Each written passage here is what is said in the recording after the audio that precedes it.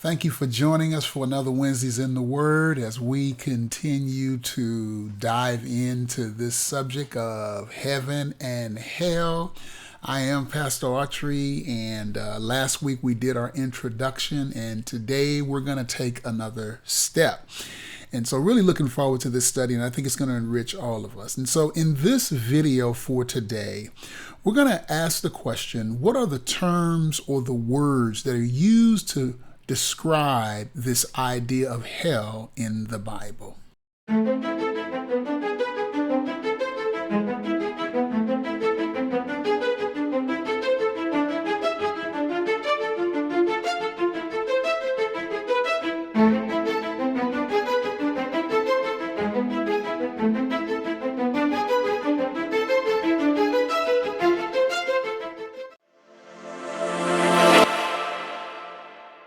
Thanks again for joining us, and I think this is going to be a great study that enriches our faith. And so here's what I want to do as just by way of overview. Number one, just want to open up with a scripture that kind of gives us the complexity of trying to deal with this issue of hell.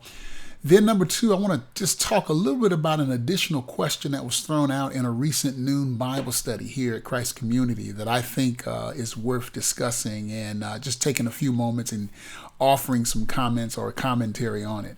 And then number three, we're going to give you the terms throughout Scripture, Genesis to Revelation, which tends to be the typical terms that refer to some kind of afterlife, at least in the negative sense. We're not going to get into heaven right now, but we definitely going to look at what has been commonly associated with hell or some kind of darkness.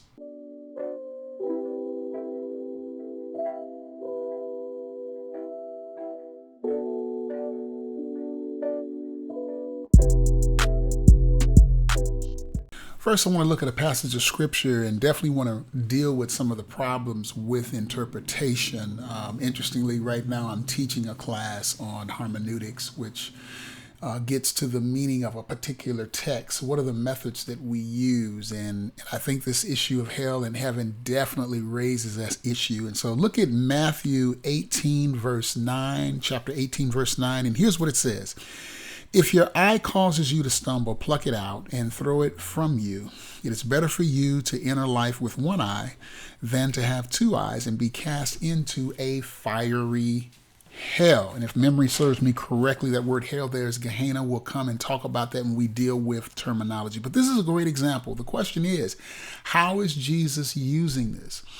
There's definitely one set or one group that would see this definitely in a literal sense. Hey, you better be careful how you deal with the issue under discussion. Otherwise, you will find yourself as or in a fiery hell. A plain sense reading of the text would yield that kind of interpretation.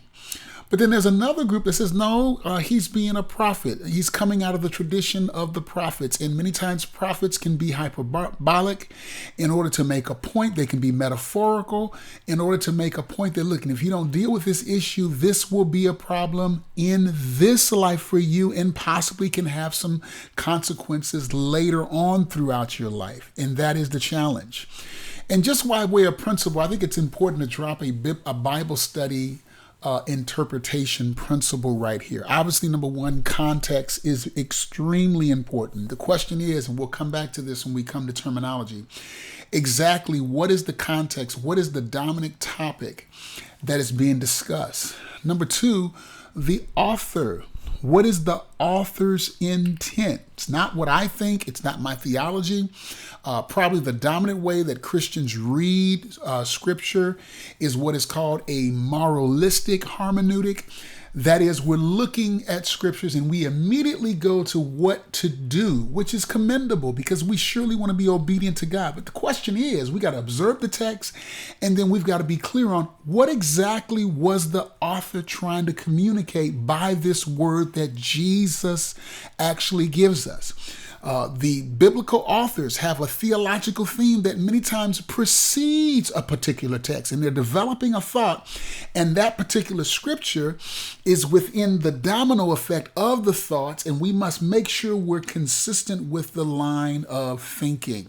So here the question is context. The question is, what is the author's intent? Sometimes it's difficult to determine. Sometimes it's very easy to determine by simply reading 3 or 4 chapters before and 3 or 4 chapters after, making sure we're understanding it within the frame of the text. And then the last one, how would the audience have understood it? What would have been the audience reaction? And so there are those, for example, would say that, Jesus really never declared himself to be God. But when you go to John 8:58, where he says, before Abraham was, I am, and there he's applying the divine name spoken to Moses in Exodus 3. Well, if you read the next verse, you can clearly tell they knew exactly what he was saying because they wanted to stone him for blasphemy. And so there, the reaction of the audience within the text probably would have matched or mirrored the reaction of the audience even at the time as he made that claim. Likewise, the recipients of this word, those who would have been reading this for the first time, how would they have understood the author's expression of this particular term? And those are the guidelines or the pillars that help us at least get close to what God had intended in the text.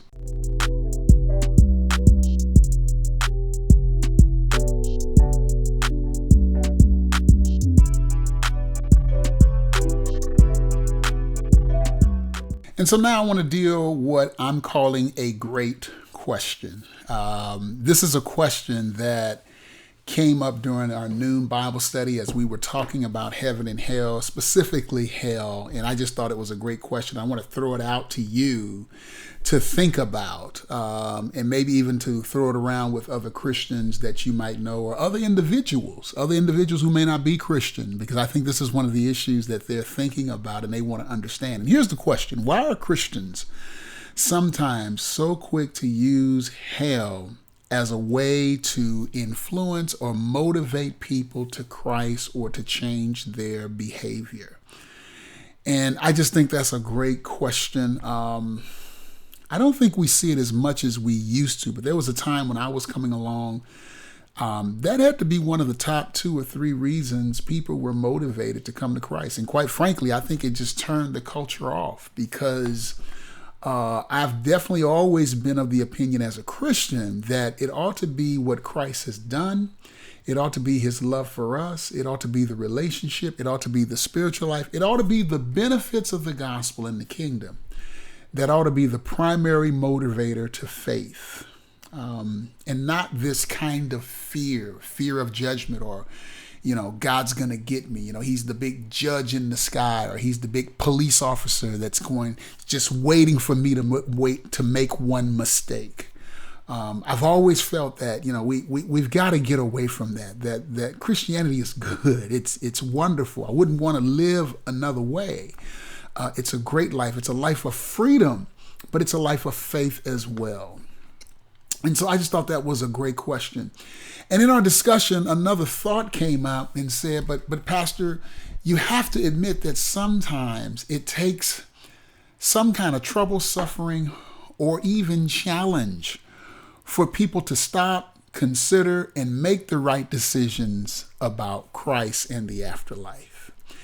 And as I thought about that, I said, you know what? As much as I don't like to use hell as a motivator, for many people, but I think it's because of our sinfulness. I think it's because of the world. I think it's because of what we think that we can get out of life.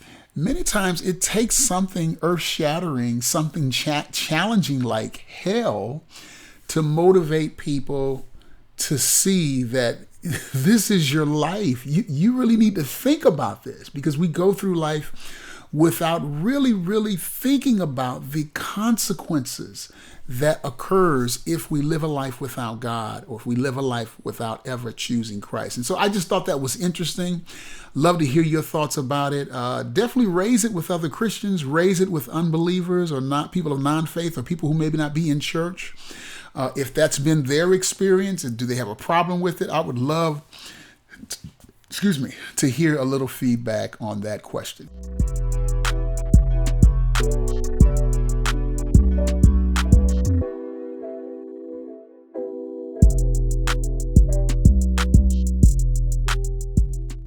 Now let's turn our attention to terms or terminology. And again, we're not dealing with all the terms that refer to afterlife. That would include heaven. We'll do that when we finish our discussion and study of hell.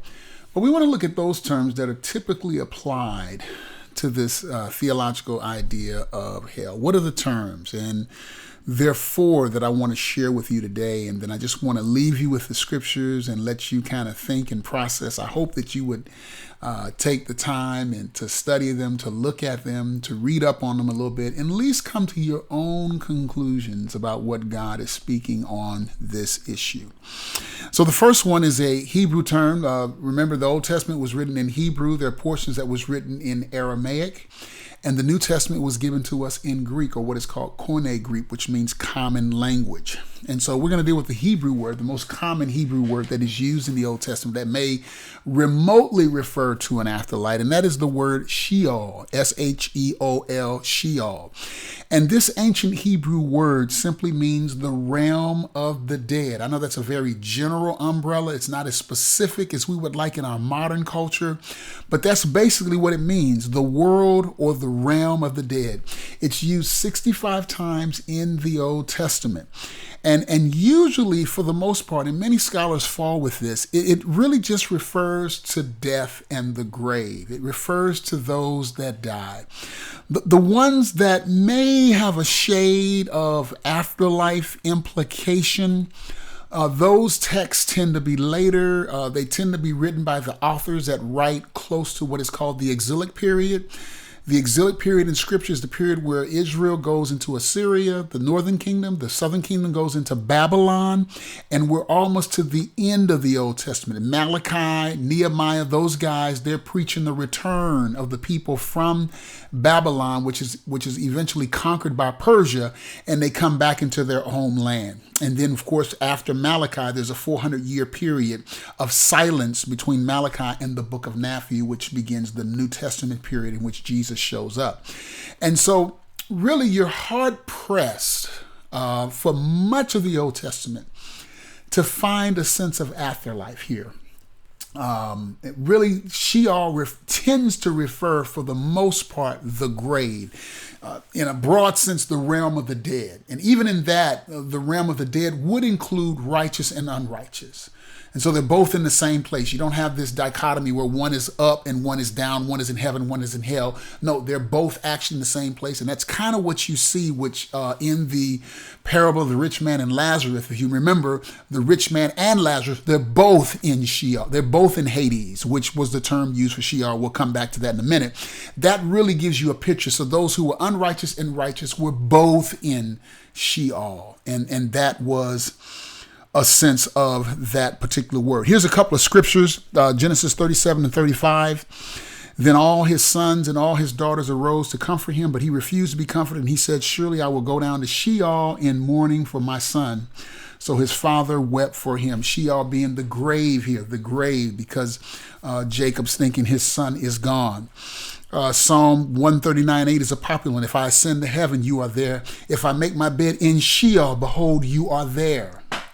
And so the question is, because he uses the word heaven, which many take this, they're kind of reading their Christian theology into this, well, that's where God reigns. There must be an afterlife that would have Sheol or hell. And some have read in here a sense of afterlife. But here, Sheol probably, and many scholars agree, is just the grave. God does dwell in a place called heaven. He rules. The heavens can be the skies, if you recall the Old Testament theology. And here, the grave would be really a sense of Sheol. The second term that is used to kind of refer to hell is the New Testament word Hades. Sheol is the dominant term for the Old Testament. It's the only term we're going to use from the Old Testament. The New Testament term is what is called Hades. And if you remember from the parable that we spoke about last time, the parable of the rich man and Lazarus, that's the term that Jesus used. In Hades, the rich man actually opened up his eyes and he was tormented. Hades, many take to mean a New Testament version of Sheol. And I think in many cases it is a New Testament. So Hades is kind of seen as a New Testament version of Sheol. There are 10 occurrences in the New Testament to Hades. And what I've done on your screen, I've given you all the references, and you can look them up yourself and just read them. And just to show you the differences, even though there's some that try to say it always refers to the grave like Sheol, that's not quite the case. And we're just not sure. And so, for example, if I give you Acts 2:31, actually Acts 2:27-31, I'm going to read verse 31. It says this, and he looked ahead and spoke to the resurrection of Christ, that he was neither abandoned to Hades, nor did his flesh suffer decay. The fact that he would add that phrase, suffer decay, would indicate he's using Hades as the grave. And so here, I think you're hard-pressed, particularly with verse 27, to see Peter's sermon here to the New Testament church that would become the beginning of the New Testament church, to think that Jesus went further. It's just saying he went to the grave. That's what the resurrection is based on. He died, was buried, and rose from the dead. He's preaching the gospel. And I think that's consistent with Paul's description of the gospel in 1 Corinthians 15. And so there, I think it's clearly the grave. At least that's my opinion. I'm sure there are those that would disagree. But then when you look at the rich man and Lazarus, it says in verse 23, chapter 16, he says, in Hades, he lifted up his eyes, being in torment, and saw Abraham far away and Lazarus in his bosom. So here, it's definitely an afterlife element. But as one side would say, but it's a parable. A parable is a made-up story. The question is, did Jesus really mean that? And then the other side would say, well, yes, he did, because he names a character, Lazarus. It's the only parable that has a person's name. So it's clearly an example, they would say, that Jesus is thinking of a literal hellish place. But again, the idea here is, if you notice, both Abraham, and who has Lazarus in his bosom, and this rich man are in the same place, Hades, and there's a gulf that separates them. So where the unrighteous are, in a sense, are being tormented, and the righteous are actually in a very safe and cool place. And so that's the idea here of Hades. And again, I want to encourage you to do your own research and do a little bit of study. Read those scriptures for yourself. Read them within the context. Don't just read the verse. Read the chapter that it's housed in. Read the chapter that precedes it. Read the chapter afterwards. Try to get a sense of the flow of thought of the author. Remember what I said about one of the key principles of interpretation. It's context, but what did the author intend, and how would the audience have understood it? Those are high key principles for making sure we come to as great as possible an accurate understanding of the text. Our third term is Gehenna, Gehenna, Gehenna, and it shows up 12 times. Most believe this term refers to an Old Testament valley called the Hinnom Valley. And in that valley, we do know from history that Israel did worship the god of Moloch, and they would offer fiery sacrifices. They would offer their children on altars or what have you. And so that was a prominent place where those idolatrous practices that were an abhorrence to God, to Yahweh, but that was the practice. And so some see that as a borrowing from that idea, Gehenna. Again, it shows up 12 times in Scripture. There's the references right there on your screen. Want to make sure you get an opportunity to look at them yourselves. Here's a phrase that Jesus uses in Matthew 5:22. He says, "But I say to you that everyone who is angry with his brother shall be guilty before the court. Whoever says to his brother, 'You good for nothing,' you shall be guilty before the Supreme Court. And whoever says, 'You fool,' or raka, shall be guilty enough to go into a fiery hell." And so the question is, you mean to tell me if I lose my cool and say the wrong word about somebody, I can be guilty of a fiery hell? And that's a great question. And I'm not sure if that's what he means. This may be a case where he's, again, using hyperbole to make a point of the seriousness of an issue. Definitely think that's what's going on in Matthew 18:9. If your eye causes you to stumble, pluck it out, throw it from you. It is better for you to enter life with one eye than to have two eyes and be cast into a fiery hell. Is Jesus saying, look, you need to pluck your eyes out? I haven't heard somebody do that yet, but under the context, he's talking about the children. He's concerned that we should treat children, or even spiritual children, those who come to Christ brand new, with kid gloves. We got to handle them in a way that we handle them in a way, I should say, with care, with surgical hands, if you will, like a doctor. And he said, look, don't mishandle them. And so the question is he threatening them with a literal hell? And again, it's quite possible here he's using prophetic imagery and language to condemn a certain behavior and to kind of shock people into doing the right thing. So that's definitely possible. And again, it doesn't mean that there are not other scriptures that may refer to a hell or an afterlife, but it would seem here it's quite possible. And Jesus has used this kind of language in other places when he talks about cutting off a limb. It's better to cut off a limb than to go into a fiery hell. Well, we're not cutting off limbs, are we?